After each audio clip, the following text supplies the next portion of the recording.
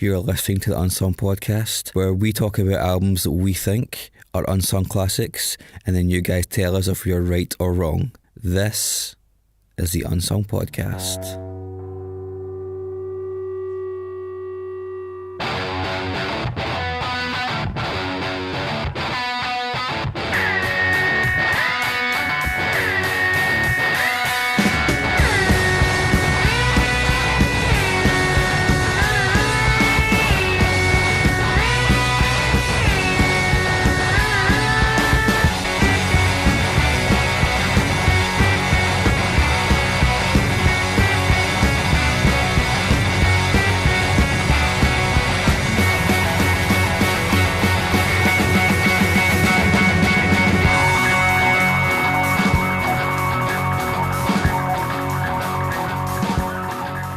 Listening to episode 45 of the Unsung Podcast. On last week's episode, we analysed and discussed, of course, Independent Worm Saloon by the Butthole Surfers. Public decided that this record makes it into our discography, so thank you very much to all of those who voted. On this week's episode, we will be discussing Abyss by Chelsea Wolfe.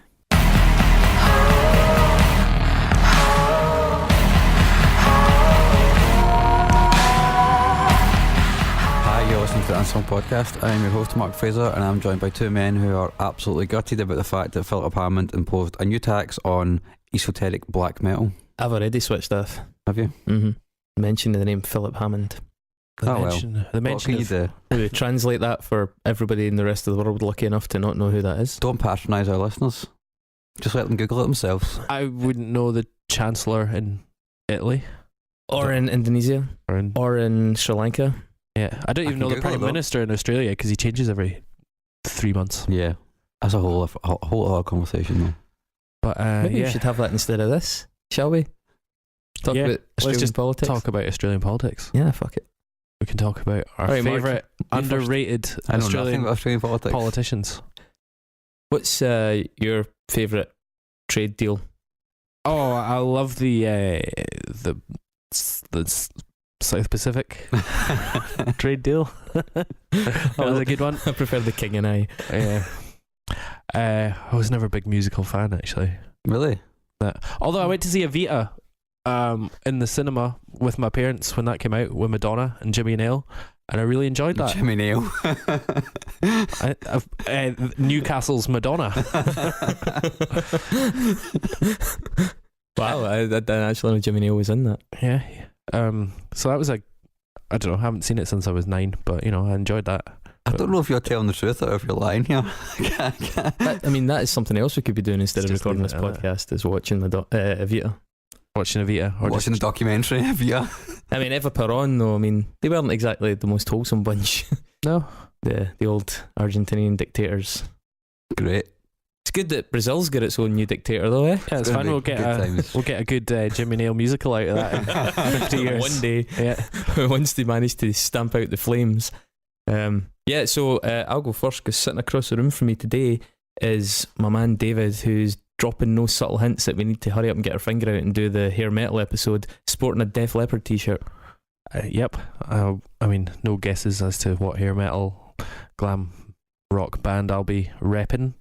Come that. And opposite me is Mr. Chris Cusack, who is doing an even more overt hint, sitting as he is completely naked with his full abdomen with a kiss tattoo. He's got Paul Stanley with his eyes as nipples, and you don't want to know where Gene Simmons' tongue is. Anyway, don't turn around. I don't want to see the cat. What record are we doing today, Mark? Start singing I Don't Want to See Your Heart Breaking. I don't know that song because I can't remember it because they don't write good songs. Mark. On this week's episode, we're talking about Abyss by Chelsea Wolfe.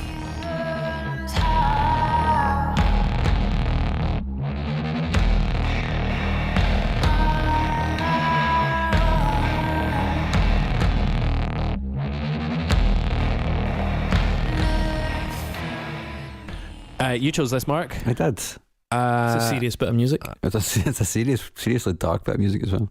Yeah, I'm a goth, so I like goth stuff. You're not a goth. You're a punk. Yeah, Mark, make your mind up. You can't hang with both crews. But at AFI, it's fine. Oh yeah, that's the crossover. Is that your bridge from my punk bridge, to goth? He's the Mrs. Doubtfire of alternative music. He runs from gig to gig and accidentally runs into the punk show with his crow makeup on. Have you never heard the Misfits? What the fuck are you talking about, Christopher Cusack? Wrestlers, right? I mean, talking of which, by the way, a big shout out to that Roman Reigns or Joe, the wrestler who went out this week or last week rather in WWE, having had a recurrence of his leukemia, and he like walked out to make the announcement, and obviously everybody boos him because the company's tried so goddamn hard to put that guy over, and everybody's like boo, boo, and he comes in the middle of the ring. He's like, yeah, my name's not Roman Reigns, it's Joe, and I've got leukemia again, and everybody's like, what the fuck is this?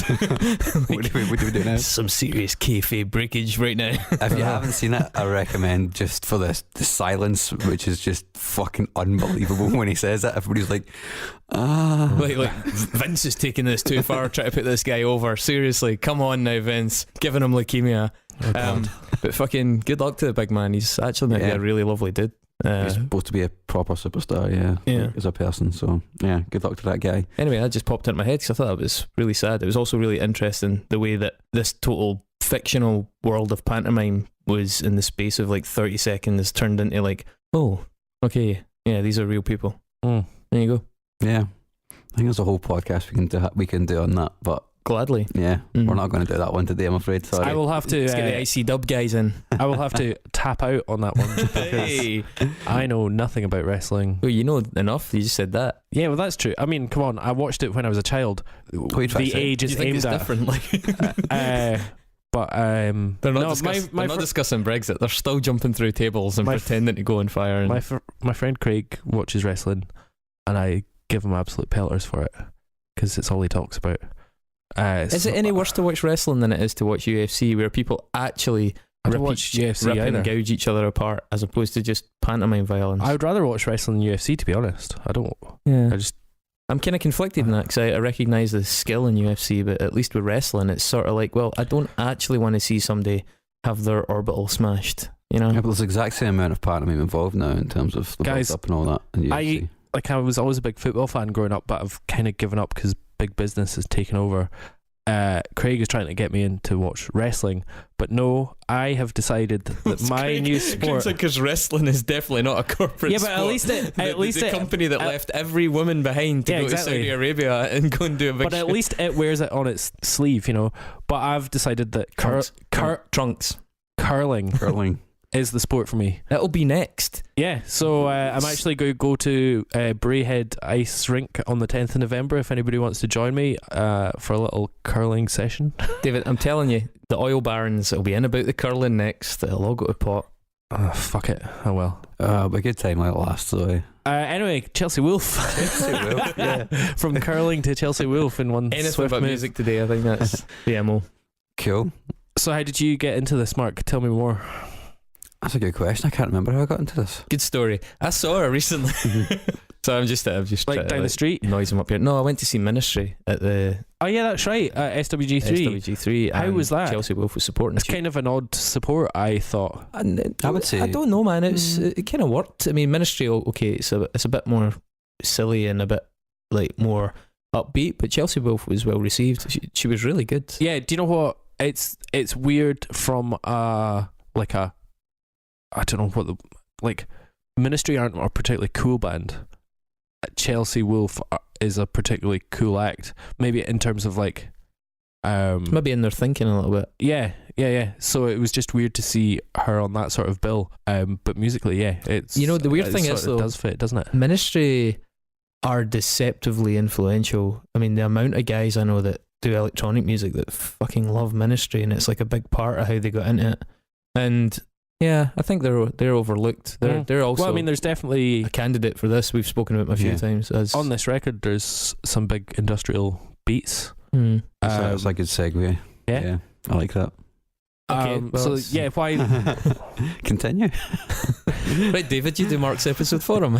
I really like this record. It's just interesting because we were talking about choosing a Chelsea Wolfe record. Chelsea Wolfe. It's like a kid's book. And I would probably have gone with Pain is Beauty because that was, as ever, the first one I heard, and it was the one that I sort of... So I got that tune, Feral Love, that was on Game of Thrones trailer.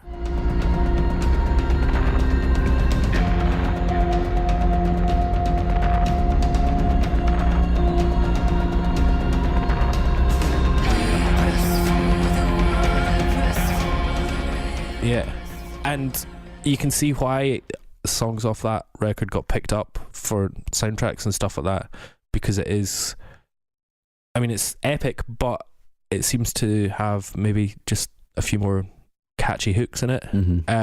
It's also a lot more, well, it felt big when you listen to that record at first, but then comparing it to this record, it's a lot more barren and stripped back, actually, because this record sounds absolutely fucking huge. I mean, I think for me, it was between this and Pain is Beauty for me as well. But the reason in the end I didn't really go for Pain is Beauty is I don't really feel it's as cohesive as this record is. Yeah. There's a couple of songs in Pain is Beauty which could stand to be removed entirely from the album, I think. This one I think is just... Not only is it more cohesive, but it's actually the way it's sequenced is really interesting as well, which I think we'll probably get into when we talk about the album. She's got progressively more doomy. Because so this one is her fourth, but actually her fifth album. She's disowned her first album, which it was Mistaken Partner from like 2006. Have you heard it? Yeah, I've got it. Yeah, I haven't heard it. And I mean, she felt it was like a kind of like quite cliched sort of breakup album, like maybe a bit angsty.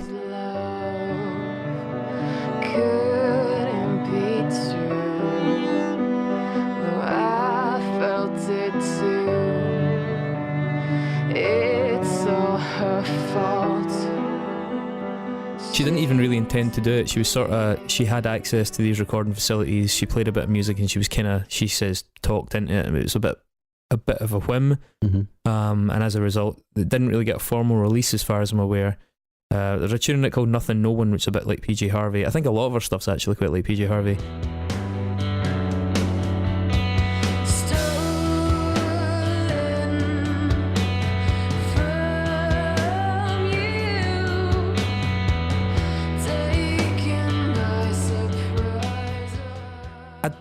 It definitely isn't as typically like typical balladry.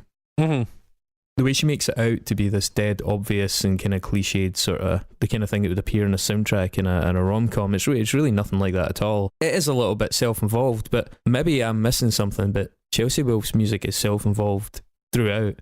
I mean, one of the recurring points that came across to me as I listened through her back catalogue, and I listened to everything as far as I'm aware anyway, was that the actual writing hasn't changed much. It's the performance and the method of delivery that's changed. And even going from Mistaken Partner, I would challenge her that if you went back and took those exact songs but performed and recorded them with your kind of more contemporary sensibilities, with the far heavier, gothier approach, I don't think they would be terrible, and I don't think they'd necessarily be a hell of a lot weaker than some of the stuff, including some of the stuff in this album, because I think there's 3 or 4 tracks in this album that are quite poor. And going through our back catalogue, first of all, it's not as doomy and as heavy as people make out. It's the one Pain is Beauty is actually quite electronic. And there's a lot of electronic stuff, and there's a lot of artificial drum samples, and it's not like it's this big cavernous Cult of Luna sort of... When I like that when I first heard Pain is Beauty, I sort of put it in the shelf along next to sort of Zola Jesus.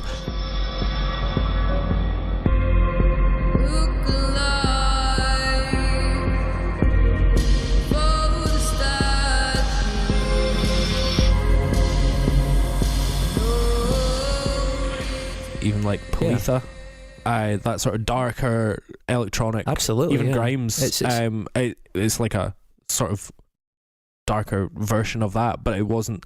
She definitely wasn't, post metal to begin with. Yeah, I mean, it's certainly not Russian Circles, who are like one of her peers, or Red Sparrows, and it's certainly not Cult of Luna or even heavier. It's not doom in that sense. Yeah. There are times when it's very heavy, but it's more heavy in mood than it's heavy in crushing weight of music. I actually think Hiss Spun is probably because of the involvement of Kurt Ballou on our most recent album.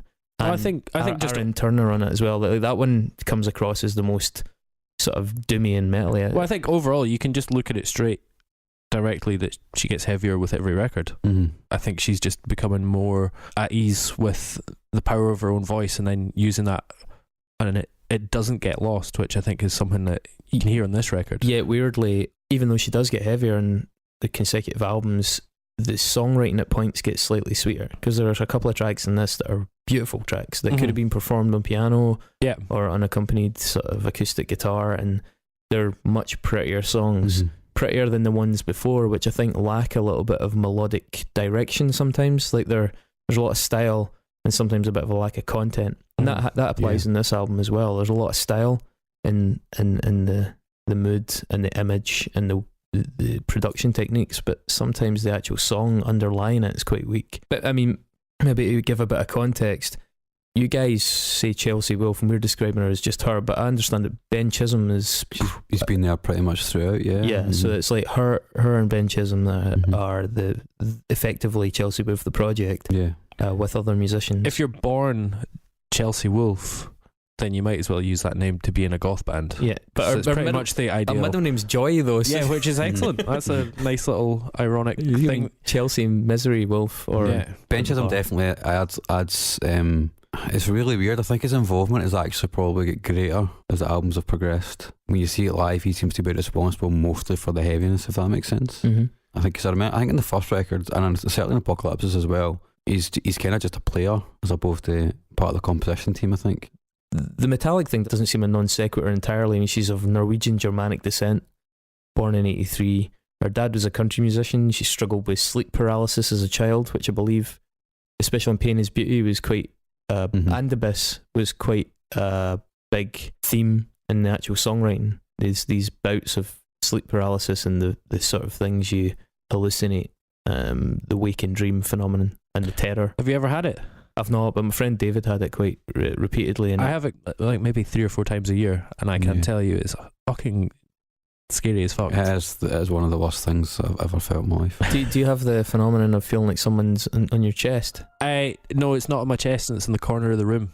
It only ever happens when you somehow, like, you're having a lie in, or maybe you're jet lagged, or like somehow, overtired in the morning for me, and you think you're awake and you're very aware of the room around you. I'm really going to overdub some creepy music here.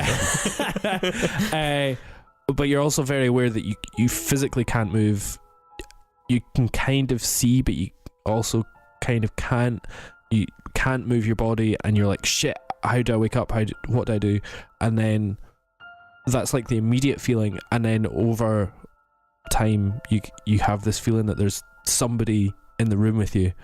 And different times it changes. Sometimes it's like somebody specific, sometimes it's just the sense that there's a bad person nearby. This crazy thing as well, it's not hard to see that with phenomena like that. I mean, we can explain it now, but it's not hard at all to see where like ideas of like the incubus and the succubus and ghosts, just general ghost stories. Yeah. A lot of people that I know who are rational, logical people, but they have a ghost story, and they tell me directly, I have actually seen my dead grandmother. She was sitting in that chair.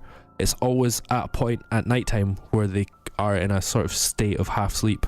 I woke up and I saw the man standing there.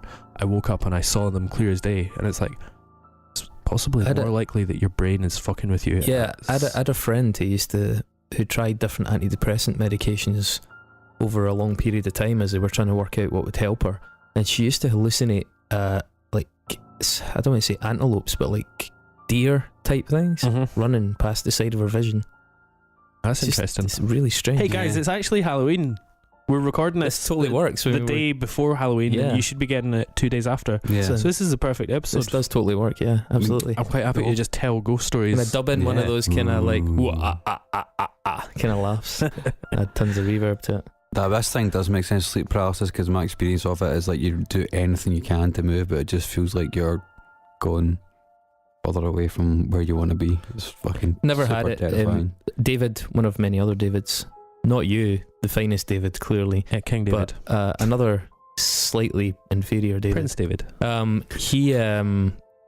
He used to have the one where he'd actually wake up and someone was sitting on his chest looking right at him. Mm-hmm. And you dropped that out of pure fear. Mark shat himself. that sound was a jobby hitting the floor. No, literally shitting bricks. Yeah, David used to get sleep paralysis, but his was a weight in his chest, and obviously the brain's way of rationalising that was, you know, the dream was that someone's sitting in your chest, so he'd have a waking dream of like looking up and somebody looking right in his eyes. Yeah. And obviously he was still asleep at the time, but yeah. It's unpleasant. Yeah, he used to lash out as well. See, when he got his like movement back, he scalped his girlfriend in the face a few times. I can believe that, because when you are trying to wake up, you're physically, you feel bound. So then when you do wake up, you like totally, flap yourself because you're trying your best to. I used to get night terrors when I was younger, so I think it's related to that for me. Yeah, I still sometimes wake up screaming after a bad dream in the middle of the night. It's fucking super terrifying. Honestly, like properly like loud as fuck screaming. It's like something out of a fucking Vietnam War story. You weren't there, man. You weren't there. Oh no. Yeah. So maybe also sort of in keeping this, and you can start to see a pattern forming in Chelsea Wolfe's gravitation towards the dark side. Maybe she spent a lot of time with her grandmother when she was young, who, spit in the ground here, Gypsy Curse, taught her about Reiki and aromatherapy and various holistic and alternative medicines. Mm-hmm. But also taught her about, inverted commas, other realms. Other realms, Guys. That's interesting. Other realms. You have to wonder how much of it is trying to build the persona as well. You know what I mean? Yeah, possibly. Yeah, absolutely. Well, she definitely exerts some control over her Wikipedia, because they have omitted that first album from history, where the interviewer... It does mention it on her Wikipedia, but it's just not listed. Yeah, it's not listed in the albums, like the discography, yeah. Listed influences included people like Nick Cave, Black Sabbath, obviously, Suicide, the post-punky kind of weird New York band, Deftones, Sun... Yeah. She was quite outspoken about Burzum at one point, and how much she liked Burzum's music, and then recanted the whole thing for fear of negative publicity, saying she was unfamiliar with his extreme politics and that didn't want anything to do with it. And she also had, I don't know, say an episode that she also had did a couple of interviews where she was asked about who she admired and what writers she liked. And on that list, she included Ayn Rand, the philosopher and author of Atlas Shrugged and The Fountainhead. And certified bastard. Yeah. Certified bastard. A what? She's a certified bastard as well. Oh, see, it's interesting though, because why is she a certified bastard? Well, she's just got the bleakest outlook of human life, and she has a pivotal role in the spread of neoliberal economics. That's why she's a bastard. Why? Yeah, but so here's the thing, right? She's also, like, Ayn Rand is, I think, more so even than that, is the person held up by libertarians, especially right-wing libertarians. Objectivism. She called objectivism. Yeah. Yeah, and as a result, also admired by people within certain movements that we now, not the alt-right, but certainly the alt-light, that sort of bridging kind of area. But at the same time, she's a philosopher and, a writer on different things like economics and society. And so Chelsea Wolfe disavowed that as well and came out and publicly sort of apologised for having talked. That doesn't sit well with me, that somehow some whole school of ideas, it's not that you don't have to subscribe to it. Chelsea Wolfe may not agree with what she says, but to feel that you have to disavow, but as though it's somehow a nefarious school of thought, I'm not sure I agree with that. Opinions can change, and she apologised because Ayn Rand was her teaching was somehow immoral or no, but I think if you live in America, Ayn Rand has a much more visible influence on business and on particular people and on just an entire way of thought. Yeah, she does, but I don't think that makes her bad. But I think what people are a lot more likely to disagree with that way of thought, not like and by way of that, the originator of where that came from, because a lot of people take Ayn Rand as the main influence in their lives. Yeah, possibly. And she was very, very intelligent though, and some of the stuff that she said was also extremely savvy. I mean, don't get me wrong, I mean, of what I've read, I agree with very, very little of what Ayn Rand said, but at the same time, just because I don't agree with it, I don't understand this attitude that it's somehow unacceptable. No, but all that Chelsea Wolfe has said is that she used to enjoy the writings of Ayn Rand, and then now she kind of understands their context a bit more, and she doesn't want to be seen as a supporter of Randian, that Randianism. I don't see what's wrong with saying I don't actually agree with our philosophy anymore. I think that's fair, right? But I think probably what Chris is more driving at is the fact that it's like kind of like the feeling, the need that you must completely like say, oh, I'm so sorry for having these thoughts, like which is a consequence of like the internet age, is like you can't really sit on the fence and have that dialogue. You've really got to be in it or out it. And I think in her point of view, she's kind of going, oh fuck, I'm out of this because it's like you say, it's had a lot of influence on other people. This is the thing. I think we kind of touched on it. We actually referred to this last week briefly, but I think the kind of the new puritanism of kind of liberal arts and education systems, with which I very much identify, but there is undoubtedly a puritanical streak going through that currently. And I mean, how many openly sort of right-leaning artists, actors, etc. do you know, like, that aren't vilified for it? I mean, this is, I'm just asking in the interest of fairness, because I was trying to think off the top of my head. I got Kid Rock, who's a twat. I got Phil Collins, who's a conservative cock. I got Morrissey, who has been an absolute piece of shit for a long time. I got Jesse Hughes, who I hate. Even people like Ian Curtis. I mean, Ian Curtis was quite a right-leaning guy when he was alive. I just find it a little bit. It is unsettling that it's unacceptable to even court any sort of interest. I'm not saying she didn't change her mind. She may have organically changed her mind. That's not what I'm saying. I'm just saying the fact that she felt that she so urgently and dramatically and visibly had to distance herself from any hint of dabbling in a very intelligent woman's writing, even if she'd then moved on from it. I think that's kind of slightly troubling, that some lines of thought are just completely non-permissible within music. And I think that would probably be something that was impressed upon her by her management. Hey, you're working in an area of music. You can't say you like Burzum.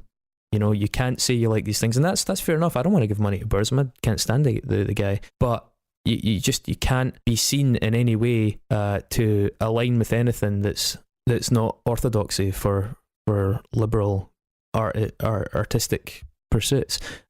I'm not trying to come to any world-changing conclusion. I just think it's a really interesting state of affairs that's how things have ended up, and that there is so much puritanism and such a drive for flawless perfection within the left in that sense.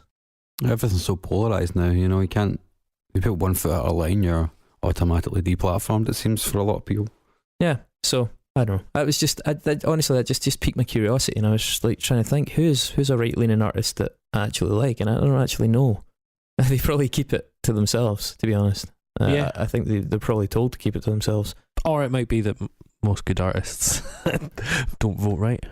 Yeah, I mean, I would think there's probably a way of thinking that, yeah, it does mean that over the piece there's a bias one way, but statistically there's bound to be multitudes. Just like there's bound to be multitudes of gay footballers that can't come out, So you drawing a parallel between you heard it here gay first. footballers and right-wing artists. If I could patent ideas, I'm not gonna have time to publish that before this comes out. Nope. So if you steal that, just buy me dinner.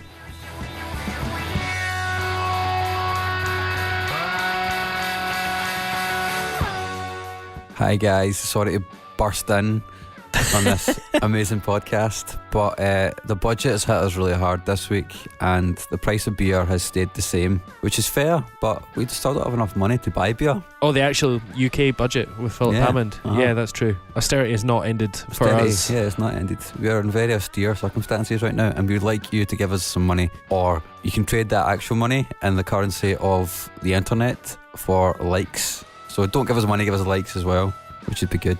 Get your friends to like us. That would be ideal. So either go to www.unsungpod.net/donate and give us whatever you can spare, whether it's 50 pence or £50, as some people have done inexplicably. Or if you want to tell a pal about this podcast, that would also be really, really, really good. Thank you.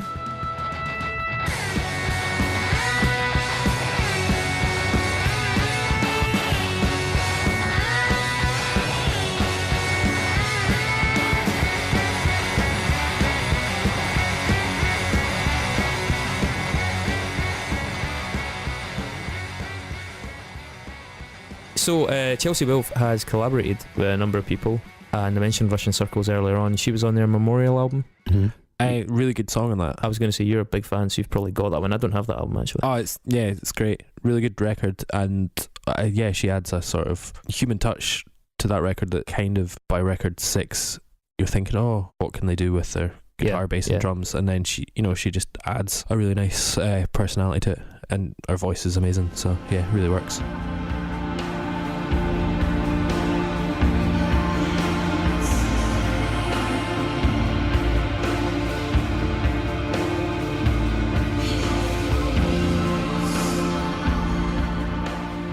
She appeared on, is it the album called Ordinary Corrupt Human Love by Deaf Heaven? Yeah, that's the new Deaf Heaven record. Yeah. Mm-hmm. The world's most overrated fashion black metal band. I mean, the world's most overrated Oasis tribute band.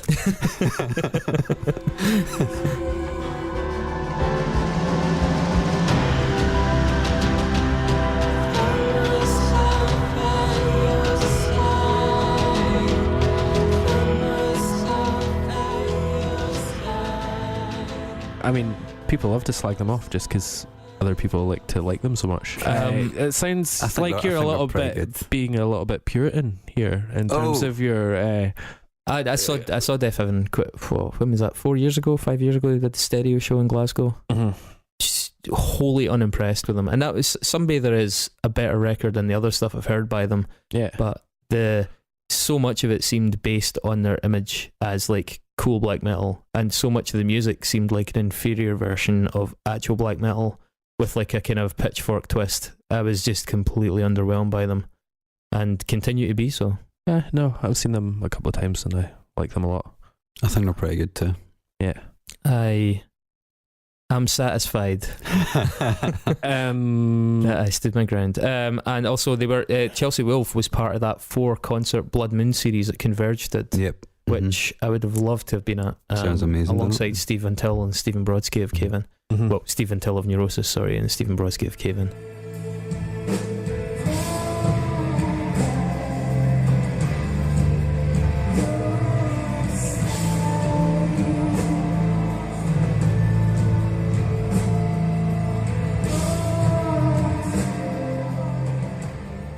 Ben Chisholm was on that as well, I believe.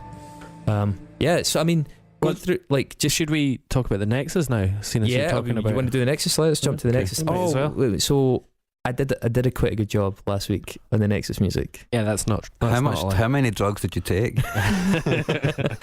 Actually, all I had did to do you have acid on your Weetabix? All I had to do was throw myself down a flight of stairs to get the job done. Yeah, man, I am sitting quite uncomfortable right now. I've got a bruise on my back that is a deep purple and about the shape of Russia. I've noticed.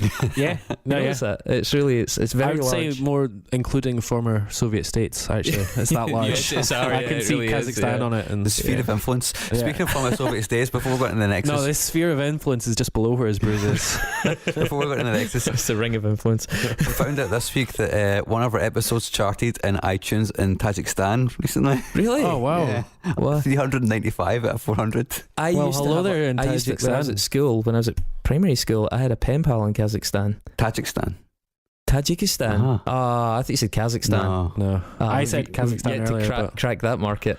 Oh well, my pen pal probably hasn't heard it then. All right, to hell with that. Okay, so Nexus music. I'm going to do some Nexus music. I'm quite looking forward to it.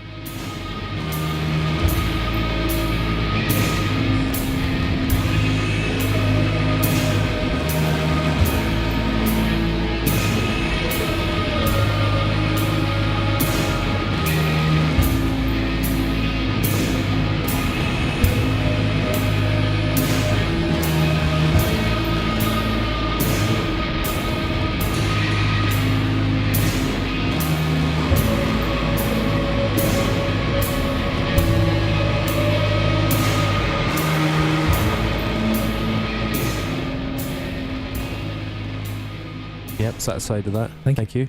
Mm-hmm. Who's first? I'll go first. Yeah. So Fred Sablan is in the Chelsea Wolfe band. Chelsea Wolfe again. I know, sorry. I'm just so excited to get the words out. And he also happens to play with Marilyn Manson. He's the bass player for Marilyn Manson. All right, I didn't know that. Absolute goth credentials. Mm-hmm. Marilyn Manson drummer for a while was Gil Sharon, who used to be in that band Stolen Babies, and was also in Dillinger Escape Plan. Never heard Stolen Babies, but that was his original band before Dillinger. Cool. And Dillinger Escape Plan, of course, featuring their guitarist Ben Weinman. Mm-hmm. Who I once saw running across the top of 2 Marshall stacks in the cat house, playing his guitar behind his head at the same time. He's a machine. He's a very nice guy. I've interviewed him twice. He's lovely dude. Well, did you know that he was playing live guitar for a while for The Prodigy? As in Smack My Bitch Up, The Prodigy. Who are playing? They're in playing the SECC. They are indeed. Well, Smack My Bitch Up had that infamous video where it had somebody causing havoc on a night out. Absolute 90s. Whoop, twisting the tail. Whoop, twisting the tail. It was a woman. M. Night Shyamalan. And that was that video was created and directed by Jonas Åkerlund, who is a famous Swedish video director. Did stuff for like Satyricon in the olden days in Rammstein, but also did Madonna, a couple of Madonna videos. Frozen, I believe. Madonna. Well, so there's a link between Madonna and Miss Piggy from the Muppets. Okay. I mean, there's just several. Is it derogatory? No, Miss Piggy appeared as Madonna in the Muppet Show on tour in 1985. Mm-hmm. So I suppose that's my link. But you know, just as a very large character in public life, Madonna has been mentioned. Yeah, I mean, if this goes to the appeals court, I don't know if you're going to get away with that. But anyway, Dave Grohl was also made a small appearance in the 2011 movie. Of course he did. The Muppets. Of course he did. And Dave Grohl is in Foo Fighters.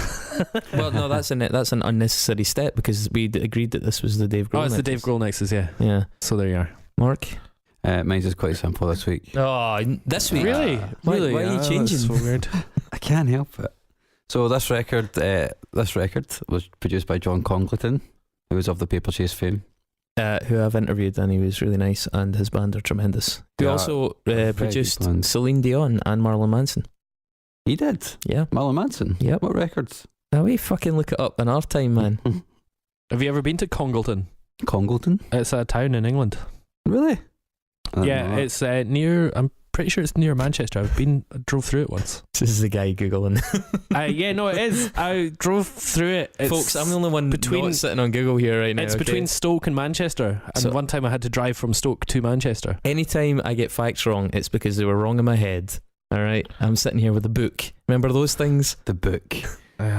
John Congleton produced a record by Sleater-Kinney. He produced a Sleater-Kinney record as well, and as we know, Sleater-Kinney have a direct link to Dave Grohl. Still is it? Which is? I can't remember. Come on! It's Carrie Brownstein in it, so you could need more than that. Why? Well, it's a direct link. We need to know it. I don't even want to do it for him. Is it to do with Bikini Kill by any chance? It might be. Alright, okay. Right, Mark, you've had your shot. Okay, Christopher. Chelsea Wolfe is on Sargent House, the record label and management company owned by Kathy Pellow. I might add, another band that was in Sargent House is the truly excellent Irish band Adebisi Shank, who are no longer with us, but they are wonderful, and their third album is something that I very much hope to put forward at some point. That's an incredible record. Also, I would like to add that in Sargent House was both Earth and Dylan Carlson's solo project. This could have been my nexus, because Dylan Carlson is the guy that gave the gun to Kurt Cobain that Cobain used to kill himself, and Kurt Cobain used to be Nirvana with Dave Grohl, but that isn't the way I went. So Sargent House was set up and is run by Kathy Pellow. Can I just interject quickly as well that Emma Ruth Rundle is on Sargent House? Yes. Cool. And if you like Chelsea Wolfe, you'll really like Emma Ruth Rundle. She's a bit more country version of Chelsea Wolfe. Carry on. Yep. Kathy Pellow, no relation to Marty, formerly of Wet Wet Wet. I hope that's not your link. Kathy Bello commissioned videos. It's not related to. As she also works at Atlantic Records, maybe as her day job, and is a video commissioner, music video commissioner, and has commissioned and been involved in videos for Gnarls Barkley. Danger Mouse, one half of Gnarls Barkley, started a band called Broken Bells with James Mercer of the Shins, who were on Sub Pop. Could have gone Sub Pop, didn't do that either. Too easy. Yeah. Yeah, I'm liking this. Mark, Well done. You listening? I'm listening. Too easy. The Shins had a song called New Slang, which was made famous by the film Garden State, that indie darling movie featuring Natalie Portman and Zach Braff. Zach Braff. Fucking hate that film. Natalie Portman also acted in a short film called Hotel Chevalier with Jason Schwartzman, directed by Wes Anderson. Yeah, it was and the prequel to the Darjeeling Limited. yeah, it ran as the kind of pre-film mini attraction before screenings of Darjeeling Limited. Remember when they used to have cartoons and stuff before films? Just a standard thing.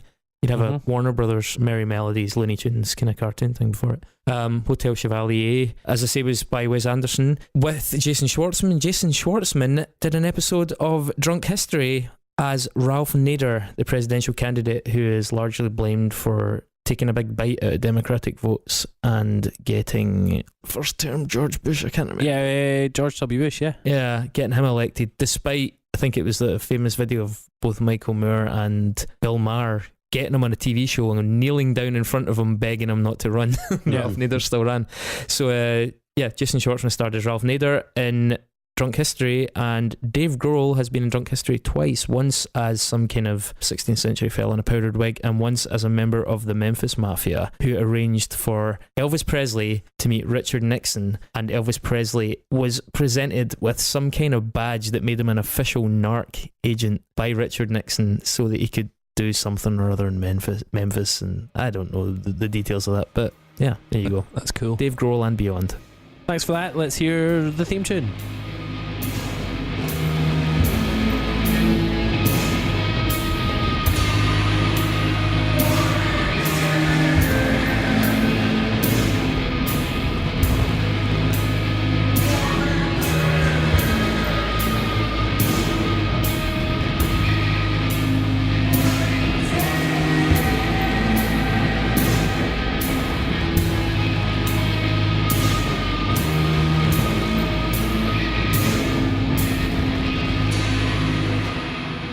Yep. Great.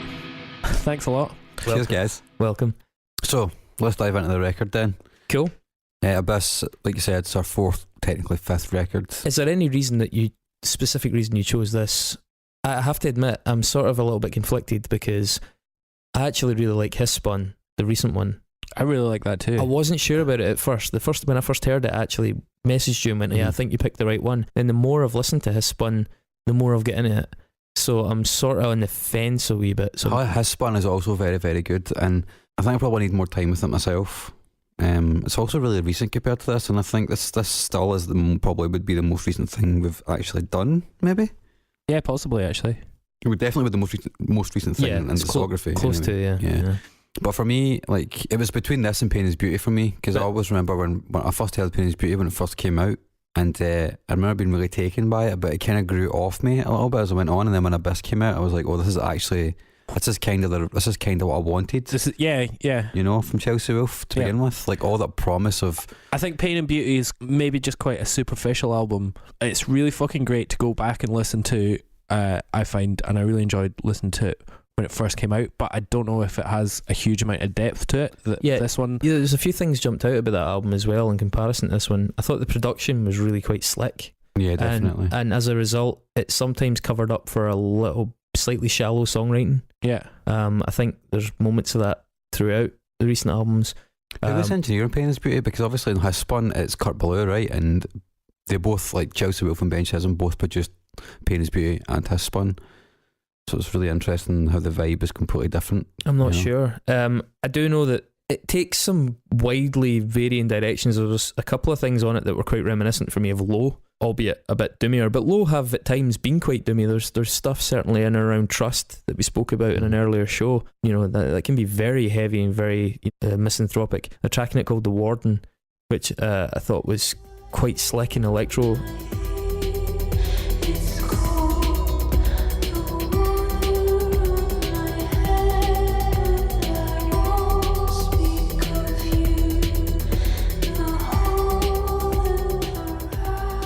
And there was a song called Destruction Makes the World Burn Brighter that had loads of reverb and was almost like slacker music. And there was even like a lot of moments of the band Beach House, that sort of very melancholy but quite ethereally emotional stuff. And I think some of the better moments on this album remind me of that beach housey vibe.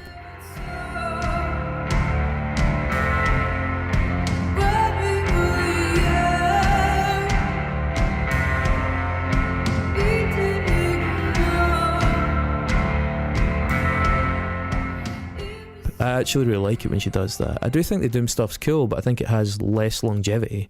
I think in this record, the Doom stuff is really interesting because the record almost seems to be like switched round. It starts off really heavy and it seems to get lighter as it gets to the end. Yeah. So it's like, I suppose she's always talked about it as the whole record as being not just Abyss being the name of the record, but like the way that it's structured as well as like going down in the abyss. Yeah. Which is completely how you would not expect it to be. Surely it would get heavier and darker and more oppressive as you go further down, but it seems to do the reverse on this. Yeah, it's a bit of a juxtaposition. Yeah. On Pain is Beauty, I had a lot. I don't know if it's just me, but it reminded me a lot of Health, Death Magic, but not as heavy or as fast. But definitely the electronic sounds and vocally, and also aesthetically, just like black and red, just full goth. That's true. You know, I think with goth music, aesthetic is such a huge part of it. I mean, it's interesting how she tried to create the sinister mood with the earlier albums by almost being more sparse and a bit more ghostly. I thought like the Grime and the Glow, that 2010 album, which to many of her fans is the first one, if you will, or at least to her is the first proper one. It's really bleak, but it's really I don't know what the word is. It's like there's a lot of empty space in it.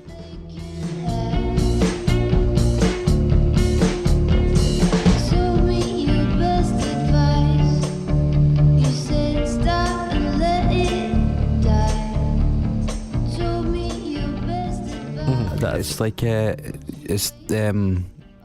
one thing she's always been really attracted to, and it certainly was something that came up when I interviewed her for Muller podcast, and so she spoke about in interviews as well. She's really attracted to nature and open spaces, and that really naturalistic vibe. It can be felt in the first couple of records, I think, on that. It cracks me up when people say things like that. I'm just like, what? Who isn't? You know, like.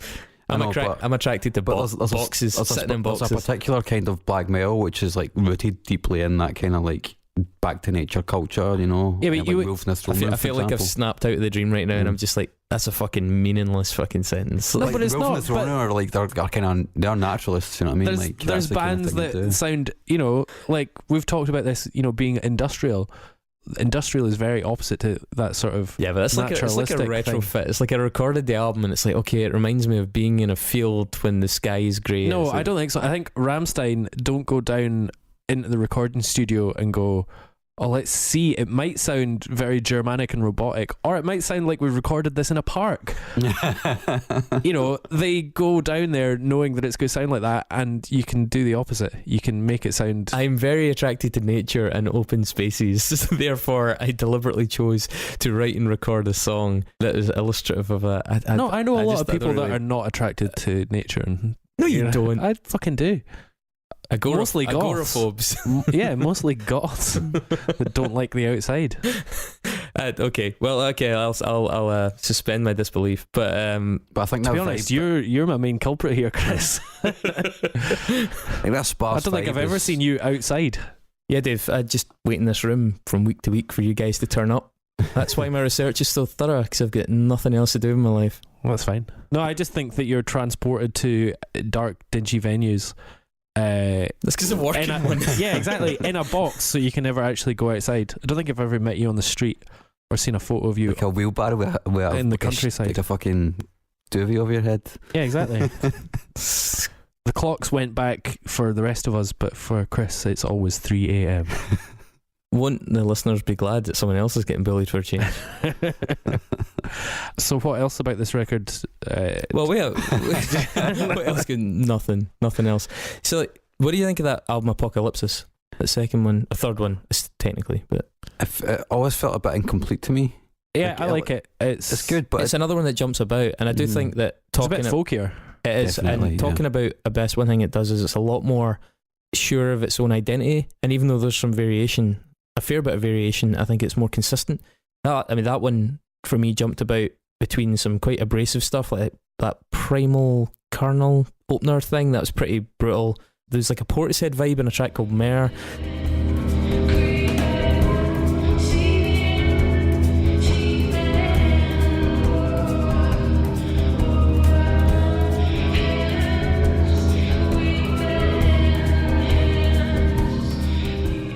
There's a lot of there is actually that part I was going to point out. It kind of reminded me. There's a song in this that reminds me of that as well. Yeah, and there's some strong PG Harvey stuff as well. But yeah, I think like some of early stuff, like I said, if it was re-recorded with the same sense of identity, the same consistent sense of purpose, I actually think some of it musically would match up pretty well. I think what it feels like is that she's been jumping about from identity to identity, like listening to Portishead, listening to PG Harvey, listening to Beach House, listening to, I mean, her dad was a country musician apparently, a folk musician, country musician, and so I think there's all these different influences and her not really knowing what's the best medium for her message. And as I said, when she was belittling her earliest effort, Mistaken Parton, I think tonally her stuff's quite similar to Mistaken Parton. I don't think there's any great evolution in terms of this mature, self-aware thing. I think it can sometimes be, for want of a better phrase, a little bit cringy, but it's nice, it works, because it's gothy, and gothy is kind of often quite cringy and quite sort of narcissistic, you know, and I think that's a big part of this music. I think it's really just the way, the language she uses to put it across, the kind of musical language, the vocabulary of, you know, the doomy guitars, because you can do like a sparse acoustic, or you can have a plugged in electric guitar that just resonates and rings off, and you really allow like the reverb and stuff to do a lot of the work for you. And it seems like she's just sort of decided that's my most effective method. I don't really feel as a songwriter she's massively upped her game, except on a couple of points in this album where she really seems to land on some quite beautiful writing. I know I'm jumping about a wee bit, but I did think that Iron Moon was a particularly good one, the second track.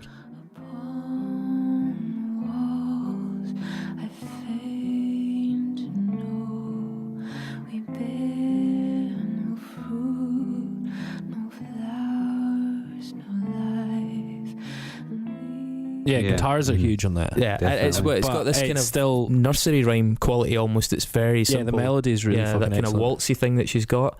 It really felt like a lullaby. And those big choruses. Yeah, and the O's as well towards the end are just like, which kind of is a bit like a recurring theme.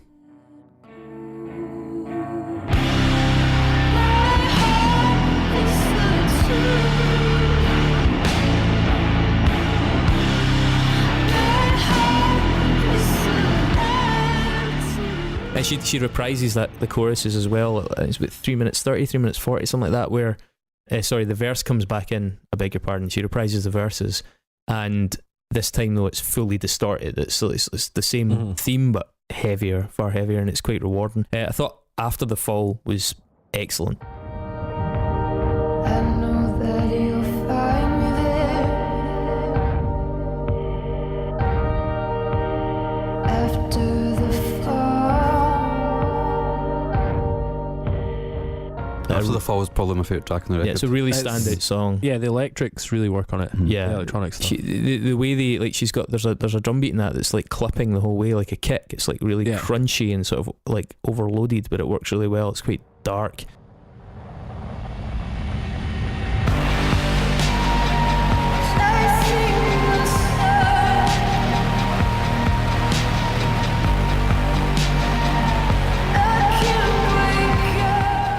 It's obviously as in the centre of the record, but it's also the bit where it starts to transition towards being less heavy as well at this point, and it's probably the most synth heavy song on the record as well, I think. It's where the album becomes more tuneful, I would say, rather than less heavy. It's still quite loud in places, but I guess much more stripped back towards the end though. Yeah, I suppose. I think it's one of the strongest melodies in the record. There's a good use of synth in it. It's not overbearing, but there's some really nice just little synth flavours that are kind of complementing things rather than running the show.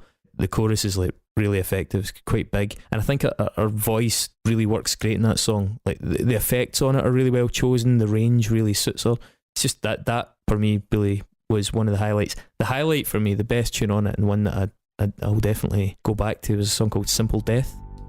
Sometimes I don't know if I'll find the answer, or if I've ever asked the question. Yeah. Which is track 8. I've written a lot about that. Yeah, so like that I think was the strongest individual song. It reminded me of some of the slowcore stuff again that Low have done, especially when Mimi Parker's singing, but just delivered in a much more saturated kind of fashion. The multi-layered vocals in it, I thought were really lush, and there's actually I'd recommend as well, just that song. I found a live video of it being performed at Hellfest in 2017. It's a really good quality recording of it, and the way the song is introduced with like about 2 minutes of feedback and her just holding her hand in the air, and then seeing her doing the vocals live, it's just really affecting. I was going to say that there's a lot of really subtle details in this track which really make it as well. Like there's reverb in certain drum hits, but not all of it, which is kind of really, really cool. And like there's the kind of reversey kind of reverb on the guitars with loads of ebo and stuff going on as well. It just pure build, but also feels really fucking hopeless, you know? It does seem to come together pretty well on that one. Some nights I know I'll find the answer in silence, and I hear you cry. Lost and alone. There's other strong songs in it from my perspective. I thought Carrion Flowers is good. It's a really cold wave and industrial and obviously really gothy.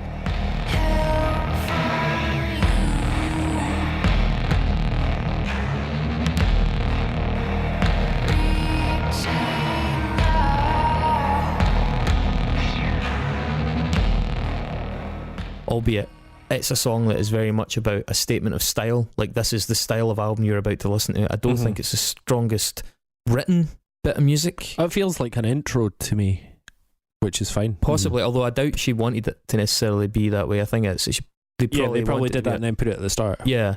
Seeing Dragged Out, just to be the wee vocal snippets, the kind of creepy kind of ahs.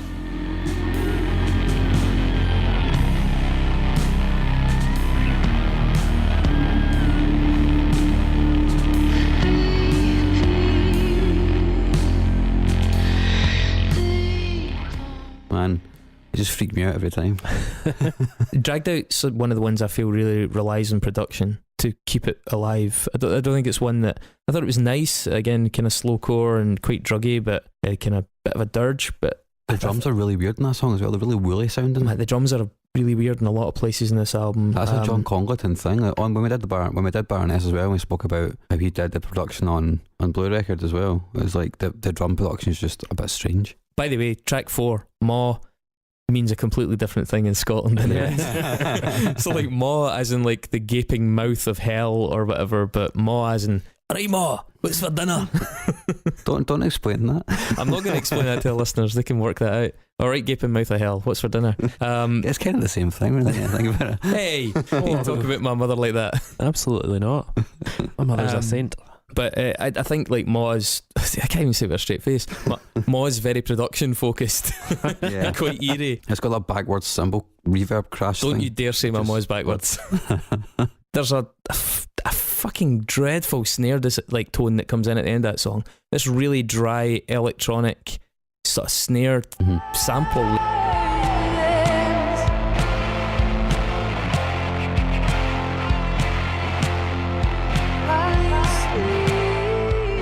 Why? Like the song is so reliant on atmospherics and subtlety, and then there's just this weird slapped on top snare effect that really dragged me out of the moment in it. You know, and that's the thing with these albums. They need you to get drawn in because they're slow and they're patient, and if you keep getting snapped out of it by being like, the fuck is that? It breaks the spell, basically. What did you think of Survive?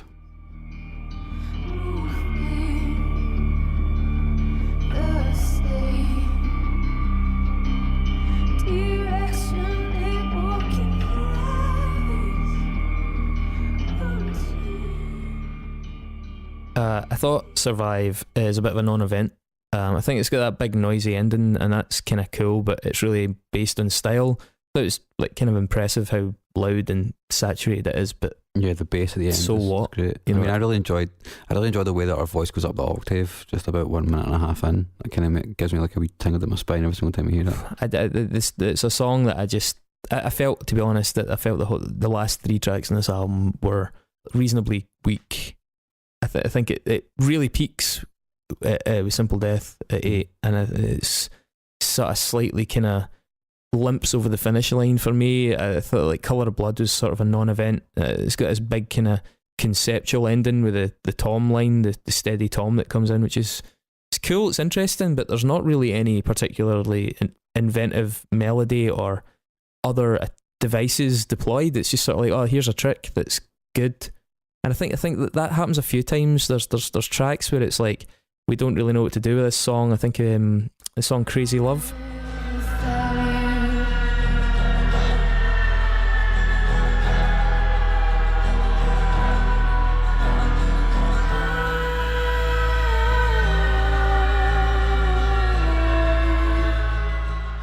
which is just that wishy-washy sort of strummed one. It's kind of back to our neofolk kind of roots, you know, like it's a lot of that kind of stuff in Apocalypsis. But the only thing that keeps Crazy Love really going for me is that eerie sort of violin descent that runs through the bits where it's just a kind of string drop and it's dead creepy.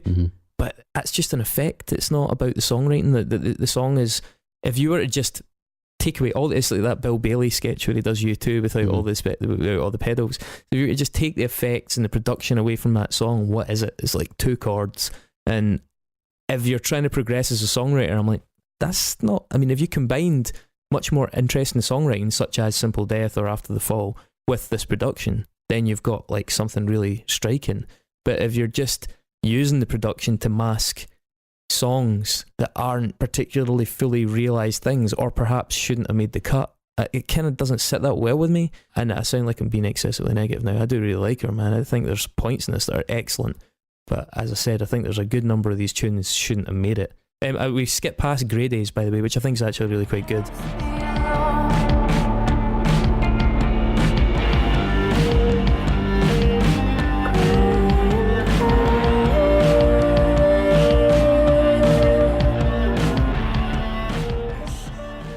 A really interesting like percussive thing, the beat that comes in right from the start, the vocals in it are really good.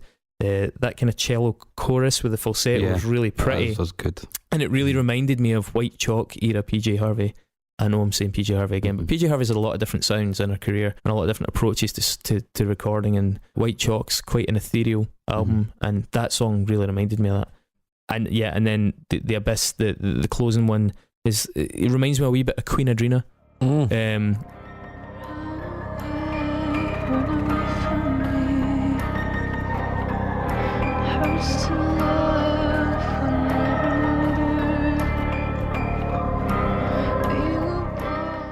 But again, I don't think there's really much of a tune in that song if you were to take the root notes. Or indeed what possibly happens in that song is that so much focus was put in the production that the song itself kind of got swamped out by this kind of heavy-handedness of delivery, and it gets to the point where everything's so dilute and everything's so transitory in tone and stuff that you actually can't grab on to what's happening with the melody or the song or anything underneath. I think it almost seemed like a failure of production as opposed to anything else. I mean, if you think about it as being like as she would put at the bottom of the abyss, and that kind of makes sense. It's like kind of production wise. I felt it was very woodsy and very. I think you're kind of like taking the title a little bit too literally there. That's the way she. That's a bit the way like she's a person that loves fields. It's like. That's the way she talks about it, right? I'm not saying that's exactly true, because as I was going to say before you jumped in, it's a fucking massive eye roll. But you know, as I was going to say before you jumped in, it was like I actually think it's an anticlimax to the record, because I kind of basically agree with you. Right, I do think that. Don't repeat her fake news then. Fuck off. It's the worst thing you can do with fake news. It's not fake news when she says it herself. Fucking dick. I think we should end on that. No, you fucking dick. Mark wants us in. You fucking dick. Right, fucking dick. I honestly don't. I like Chelsea Wolfe. I like Chelsea Wolfe as an act, and I think I really, really like seeing Chelsea Wolfe live. I am not entirely sure she has yet made an album that does her justice from start to finish. We never actually mentioned it, but in Hiss Spun, I think one of her best songs is a song called The Culling. Mm-hmm. Secrets of my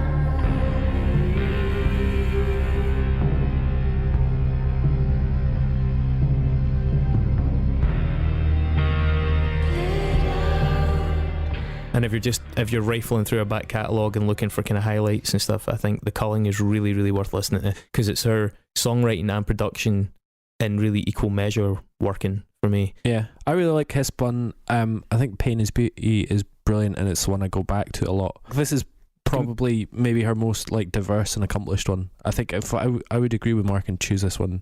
I would say I think you could make a hell of a compilation tape of Chelsea Wolfe. I think if you went through her records, you could put together something really, really special. But I don't think necessarily. Which is something that we've said of a few bands. It's interesting that nobody quite gets that defining record right, even if you're great. Yeah, I mean, I would maybe concede that this is her best record. In the context of Chelsea Wolfe, this is possibly is her best record. In the context of music in general, is this an unsung classic? I don't think so. I think it has classic moments on it. I think there are 4 songs in this that we've mentioned: After the Fall, Grey Days, Simple Death, Iron Moon. Like, if that was the standard of this album, it would be a fucking absolute shoe-in. But that's not the standard of this album for me. I think there's far too many points of mediocrity, and she clearly has better in her locker. It's a bit like that LaRue record, isn't it? The second one, possibly. Yeah, this is just like a goth LaRue, isn't it? The first one just you could just take it down to that. She's a woman with an album, really. So this is basically a goth LaRue. I think the public will decide if we have the album or not. I don't think it's for us to decide, but I do think it should go in. Okay, I'm great. losing a wee bit of faith in the public recently, but have you? Why? Especially in Brazil. Well, you're not allowed to vote if you're in Brazil. Yeah, well, what date does this go at? Second. Yes, this is our last episode before those American midterms take place as well, isn't it? Yeah, so those fucking wacky bastards better get their shit together. Good luck, you mad cunts. We've got quite a lot of American listeners, so good luck. Yeah. Anyway, thank you very much for listening, guys. Oh no, wait, what are we doing next week? What are we doing next week, Dave? Oh, it's my choice, wasn't it? Yeah. Oh fuck, is this is this a newer record or an older record? 2011. Is it that old? Yeah. Fucking hell. I've chosen Rusty Glass Swords, which you guys struggle with, Chris, because it doesn't have a guitar in it. What does that mean? It means that you're a child. I don't know. I also went full on Marlon Brando with my. What is that? But yeah, so looking forward to that. Great. Thanks guys. Thanks, guys. See you next week. Bye.